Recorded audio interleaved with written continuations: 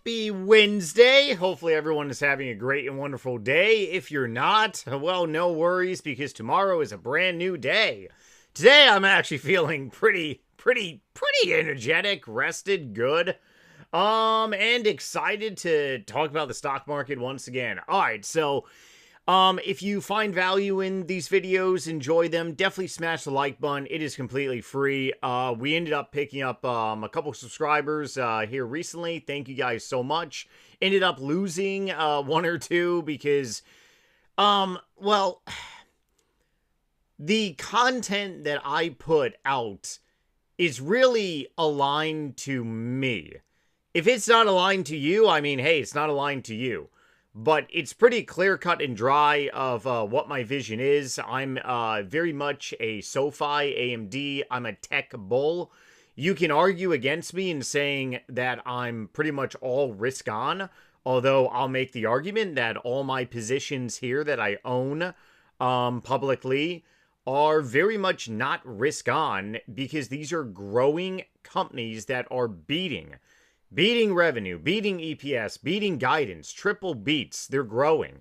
I really believe truly that only one position I'm in is truly a risk on play.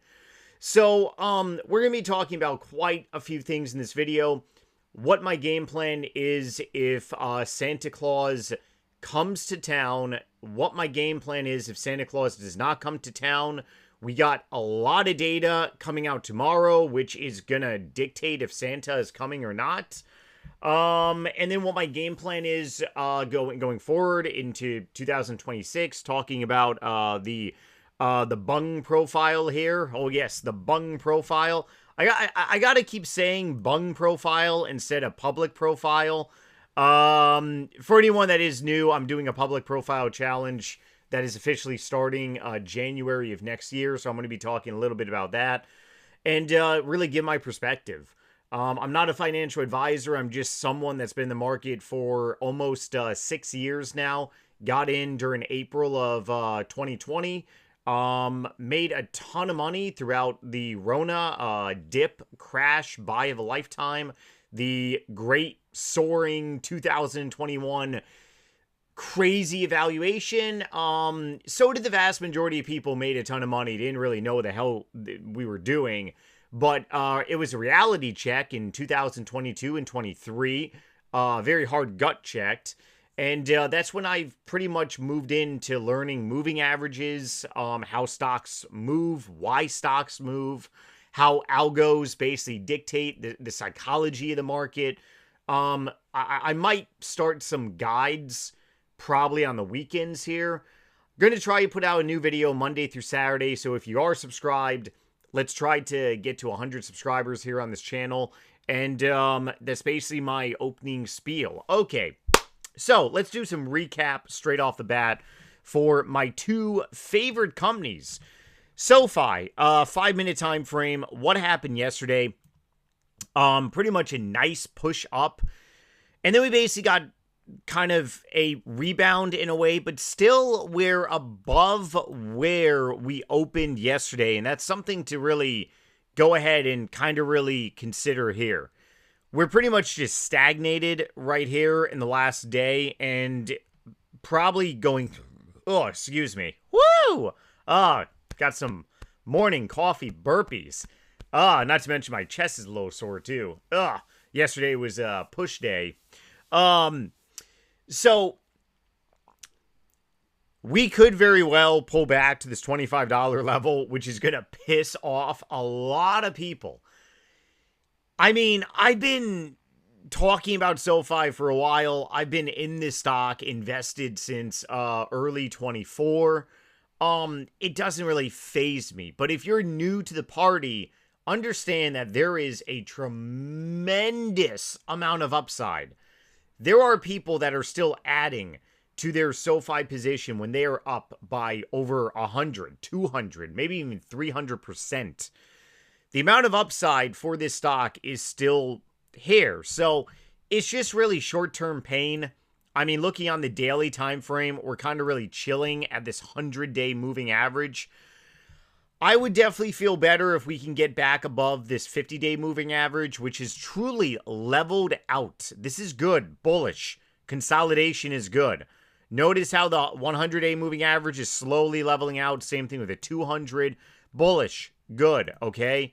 You notice my favorite thing to trade stocks on and to also get invested into stocks is really a pitchfork of moving averages. We basically see a solid, it looks like the 50-day, the 100, the 200, it looks like a pitchfork. It really does. So if you find stocks like these that are growth companies that are about to take off, like, I mean, hell, imagine if you could see into the future like so many people can predict. Obviously, you're never going to be 100% right, but you can be fairly close. But imagine if you started buying SoFi down here and you said to yourself, man, this is going to be a beautiful pitchfork breakout. And you're just riding up the moving averages all the way. And then maybe you take some profits over here. Well, guess what? Buying in the 16s and the 15s, you're going to be up to close to 100%. So this is where, like, moving averages come into play tremendously. But at the same time, for anyone that's not invested long-term, I'm going to be invested long-term in SoFi probably for the next decade because I believe in the management team's vision. And when our leader, Anthony Noto, is throwing out the T word, trillion-dollar company, well, it's giving me a hard-on. And I can definitely see that vision over the course of a decade. AMD is a little different. AMD, 3 to 5 years of where I'm looking to play because Lisa Su, the CEO, has stated that AMD is going to have a 35% growth rate over the next couple of years. And she does not pump her stock. I've actually been listening to a lot of conference calls in the last couple weeks tremendously. I highly recommend anyone. People don't listen to conference calls when they make investments and they end up getting spooked out way too early, sold way too soon, and then the stock takes off running. And it's like, if you had listened to what the CEO's vision is, and if you trust the CEO, things tend to work out. I'll never forget 2019. I was actually thinking about getting into the market, and I just chose to be a pussy. And I remember that I was listening to what Elon Musk was saying. Q1 of 2020 is going to be our year. They reported earnings for Q1. Boom! The stock did a 200x in a quarter. And then the next thing you know, they just massive. Just during the Rona crash, a stock went from the 50s, 60s, 70s to the 150s to 200s very quickly. 200s to 400 very quickly. 4 to 6 very quickly. You're talking life-changing money. Life-changing money if you had gone in, even if you had gone in at $200, still you're talking 2, 3, 400% later throughout 2020 and also 2021. Forget about it. Great investments. So that's really my game plan. We're just really waiting. It's a crappy waiting game. Obviously, we're getting some downward pressure here right now. Economy-wise for data. Okay, so today we have Fed Governor Waller speaking.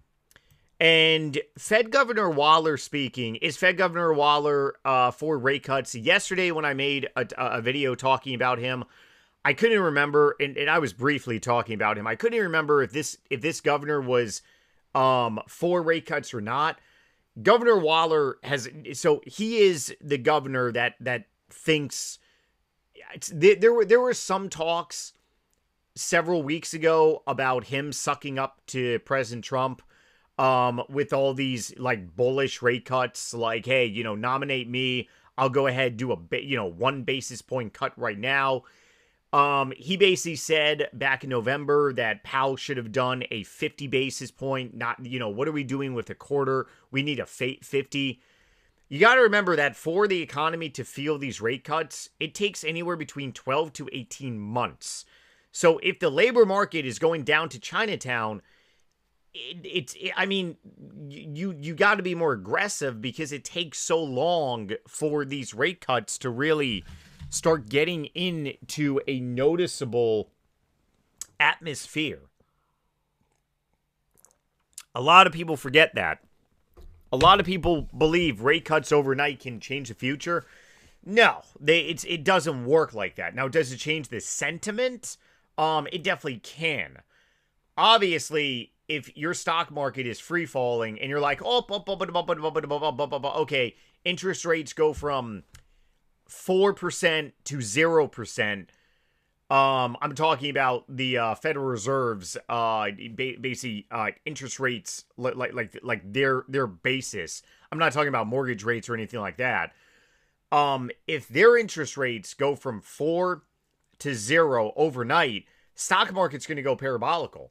Why? Is because the stock market factors in the future.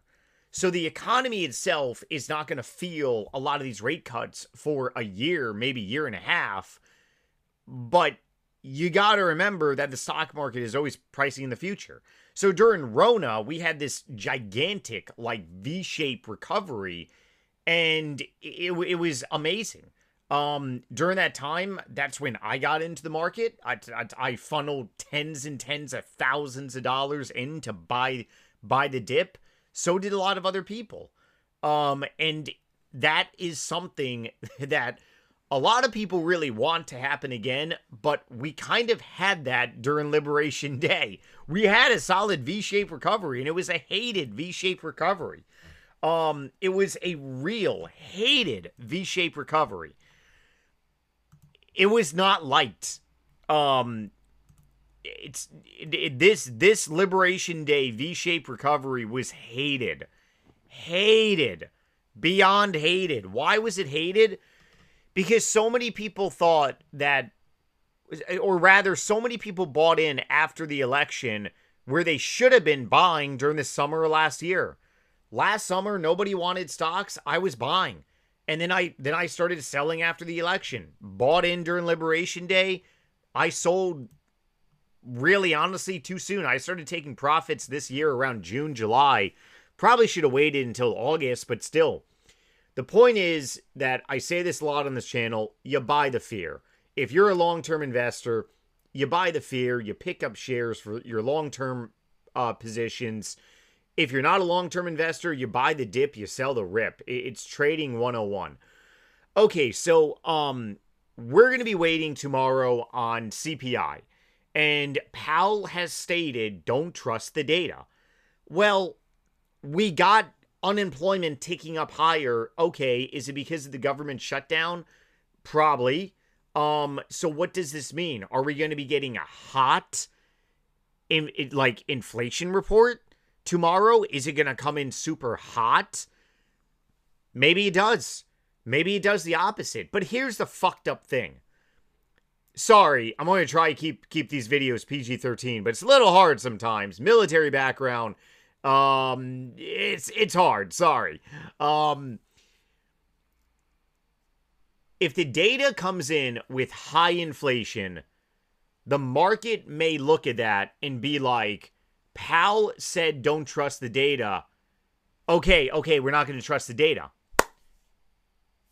So this is just a temporary inflation spike. Maybe we rally. But if CPI comes in low, people are going to look at it and be fearful and be like, Powell said don't trust the data. Does that mean inflation is really high? We are in such a messed up environment right now. It's going to take, it's legitimately like, yes, I'm charging my cell phone on my block here because I'm lazy and I can't find any other charger. it's like the cords are tangled. This stock market like is beyond tangled. It's like you take this, you tangle this with this. It's all tangled. Hopefully our presidential administration seriously unfs this market. And the way we're going to unmess this market is by, honestly, this market really needs interest rate cuts. Things are political, whether people want to agree with it or not. Like, it's a screaming interest rate cut. But if we're going to be, once again, shutting down the government in January, that's going to, it's going to, oh, man, that's a different talk for a different topic. Okay, so real quick, I want to compare something with 2018 and go over really what I personally am thinking and what I'm personally looking to potentially do. So 2018, I was not invested in the market. Although I was working on my undergrads, I was in marketing bachelor's degree. I was taking 2 economical courses, macro and micro. Same professor, which was really awesome. He was a really good guy too. I can't remember what I took in the beginning of the year and also in the ass end of the year. I think maybe I did macro in the beginning of the year and micro at the end of the year, but we were covering the stock market during 2018. And I remember intensively covering the trade war. I remember how we had this dip earlier in this year. And then in the end of the year, it was just chaos. And a lot of people were freaking out, buying opportunity like crazy. Oh, gosh. Okay, so we noticed that during 2018, we sold off legitimately until like on Christmas Eve. Christmas Eve, the day after Christmas is when we started rallying. We don't have a lot of trading days left. So you notice this just downward spiral all the way. As we see, we are seeing somewhat of a little similarity here. Obviously, we are never, ever, ever going to get a same pull down, but we have 1, 2, 3, 4, 5 trading days left before Christmas. So you're talking, is it possible that we get down to this 100-day moving average, which is right around 662? Is it possible that we pull back all the way to here? We don't break the 100-day and we don't retest this bottom that we had back in November and also the bottom we had in October. October, the bottom was at the 50-day moving average. Yes, moving averages do matter. Woo-hoo! And then this bottom, we were at the 100. Is it possible we touch this 100-day moving average? And then Wall Streeters come back from Christmas and they're like, okay, let's start, getting some stock now. Maybe algos push us down. What is my game plan if this happens? If Santa Claus is not coming to town and we push down on this profile that I have, the bung profile, where are you? Here we go. So I got $1,200 left to deploy. I will probably more than likely deposit maybe anywhere between $2,500 to $5,000, and I will be buying stock. I personally believe that if we see a drawdown up until Christmas, it is going to be a signal that the first half of next year is probably not going to see a drawdown. And even if we do see a drawdown next year for this bung profile challenge, public profile challenge, I'm going to have some rules in place. And one rule that I'm going to do in place is that I basically have some lifelines where if the market does completely crash in a way, I'm allowed to deposit between $5,000 to $15,000 worth of cash. I don't trade on margin. I don't personally believe in using margin. I believe cash is king. Straight up cash. I have bought over $30,000 worth of stock in the last couple weeks. Believe it or not, I'm not as much underinvested in this market, but I'm still sitting on quite a bit. So I mean, if you're watching these videos and you're hoping that I'm going to tell you that the market's like, I am hoping this market goes because I want to get more into this market. This is going to be a very hot market. The Federal Reserve is to our back, and they're going to be a new chair is coming in. It's not like we just put in a new chair. A new chair is coming in. So, if we do see a crash here in the next couple weeks, not the next couple, if we see a crash, a pull down in the next week, what stocks will I be buying? So, it is amazing how honest my only real risk on play that I truly feel is doing just very well. If Honest Company does lose all its gains for whatever reason, I don't really see that because Honest Company is in a very weird, position right now. They're going through a transformation. If that 11% gets turned to 0 or negative, I'll add a little bit more of a risk-on type play. Maybe a couple $100 more of shares. Adobe is surprising the hell out of me. If they get a pullback, or even if they don't, I may add a couple shares. AMD, I really want to make AMD my largest position on this profile, and I feel safe.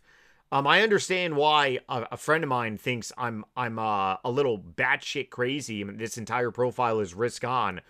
Although my friend who watches these videos, hey, no disrespect to you, brother. You buy indexes, you buy the SPY, the Q, and you also buy stocks like Costco and Walmart. I respect that, but I mean, I would like to beat the SPY, and I do, and I'm in a different position in my life than a lot of people. So I understand that argument. AMD though, I really want to boost up AMD on this account. Robinhood, if Robinhood gets a pullback, I'm going to be loading shares up on Robinhood. I was almost close to 25% up on Robinhood over a week ago. Very strong mover of volatile, but we're waiting on earnings.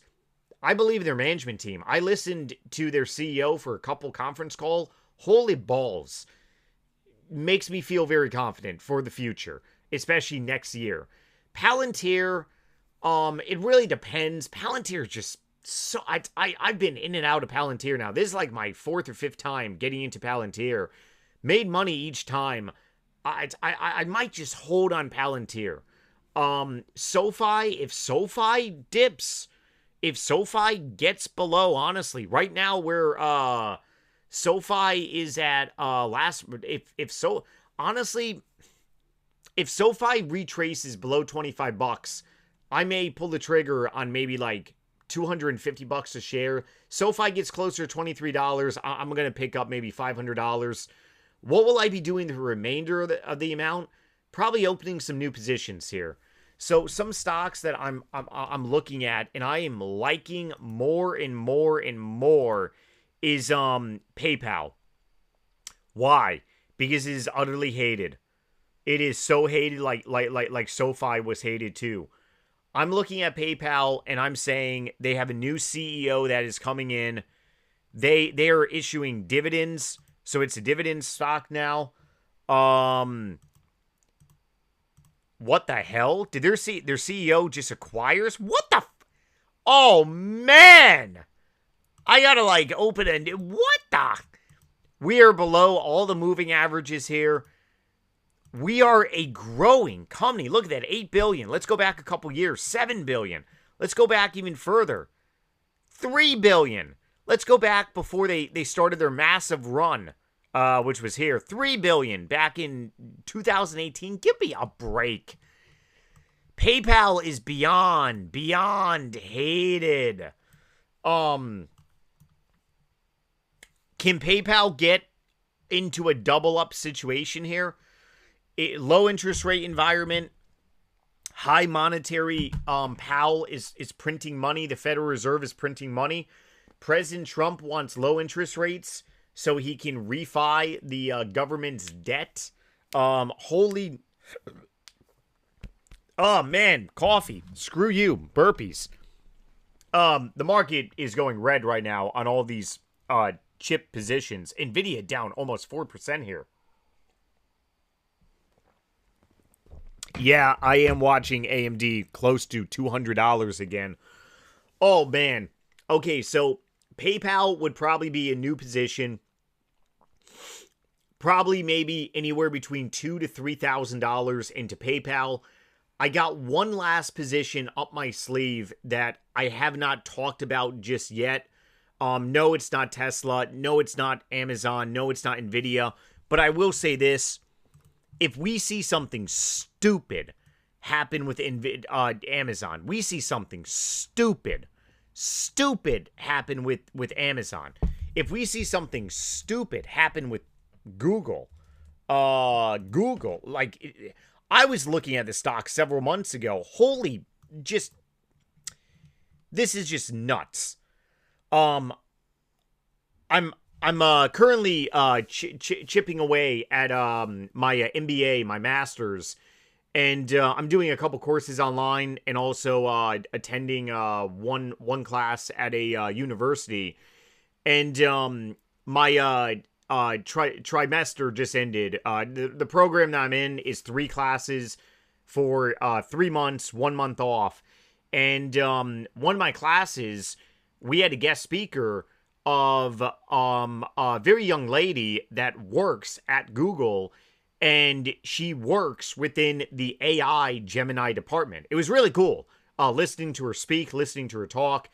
She didn't answer any questions regarding the stock price, where stuff going is in the future. It's pretty funny. I did not ask that question. I'm also a 37-year-old, so I've been around the block a while.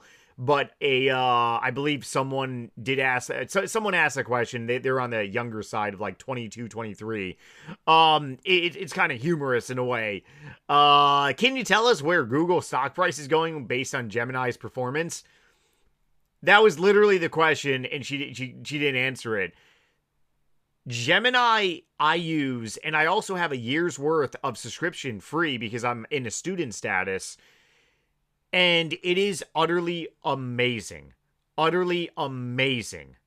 So therefore, I was looking at Google several months ago, and to see these big companies just massively rip is crazy. No, Google is not a company that I'm looking at. But understand that one, PayPal I am looking at, and then another company that I'm probably going to make a whole video just like how I did for AMD. But that's really my game plan, guys.